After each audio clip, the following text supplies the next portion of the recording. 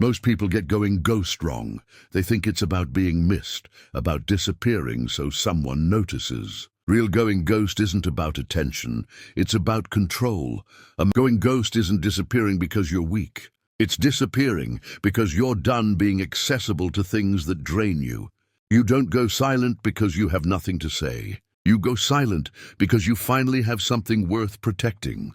Going ghost means removing unnecessary access. Not hiding, not sulking, not cutting people off emotionally. It means your time is no longer open-ended. Your attention is no longer cheap. Your energy is no longer available to everyone. A man closing his laptop at night, turning off his phone, choosing sleep over scrolling. Most men are exhausted not because they work too hard, but because too many people, apps and conversations have unfiltered access to them. Silence is how you install filters. Not everyone deserves access to your thoughts, your plans, or your effort. Noise forces men to react. Silence gives men space to choose. When you're constantly explaining, posting, and responding, your life becomes reactive. You're always answering something outside yourself. But when you go silent, something changes. You stop defending your choices. You stop performing an identity for approval. You stop adjusting your behavior for reactions. That's when internal authority starts to form. You begin making decisions because they're right, not because they'll be accepted. Going ghost doesn't mean cutting people off. It means cutting inputs down. Noise isn't just sound, it's opinions. The less noise you consume, the more clearly you can think. This is the first phase. Reduce input so judgment can return. You don't need more information. You need less interference. This is where most men quit. Building in private means you work without witnesses, no progress updates, no announcements, no motivational posts. Just repetition, just discipline. This is where real confidence forms, not from praise, but from evidence. You don't announce the upgrade, people experience it. A man walking into a room calmly. Your body looks different, your voice is calmer. Your standards are firmer. Silence becomes presence. Presence becomes authority. This is what happens when discipline is practiced without attention. If you're going ghost, there are rules. No announcing plans, because early exposure invites interference. No progress updates, because validation weakens discipline. No emotional dumping, because leakage keeps you reactive. No explaining your absence, because men don't owe explanations for self-improvement. Disappear long enough to rebuild. Return undeniable. Most men don't realize how expensive accessibility is. Every message answered immediately. Every call picked up without thought. Every conversation entertained out of politeness. That behavior trains people how to treat you. A man who is always available is unconsciously communicating one thing. My time has no structure. Structure creates respect. Availability without boundaries creates exhaustion. When you go ghost, you are not punishing anyone.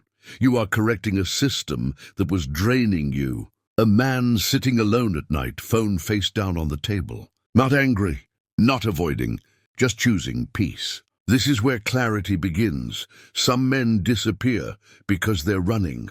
They avoid responsibility. They avoid accountability. They avoid uncomfortable conversations. That is not going ghost. That is hiding.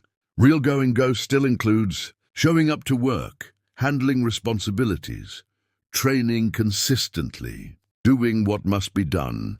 The difference is who has access to your inner world. Silence is not escape when the work continues. Silence is strategy when discipline remains. A man walking into the gym early in the morning, no music blasting, no crowd, just work. That's not escape. That's ownership. Silence removes the illusion. When no one is watching, do you still train? Do you still wake up early? Do you still work on your craft? Do you still keep your standards? This is why silence is uncomfortable for most men. Without noise, there is nowhere to hide. A man sitting at a desk late at night writing. No one knows, no one cares. But the work gets done. That is where real confidence is built, not from praise, from proof. When you talk less, energy consolidates. No explanations means less emotional leakage. Less self-doubt triggered by opinions, less need to defend decisions. Talking spends energy, silence saves it. This is why men who build quietly often shock people later. They weren't lucky, they weren't hiding, they were undisturbed. When you go ghost long enough, your nervous system changes.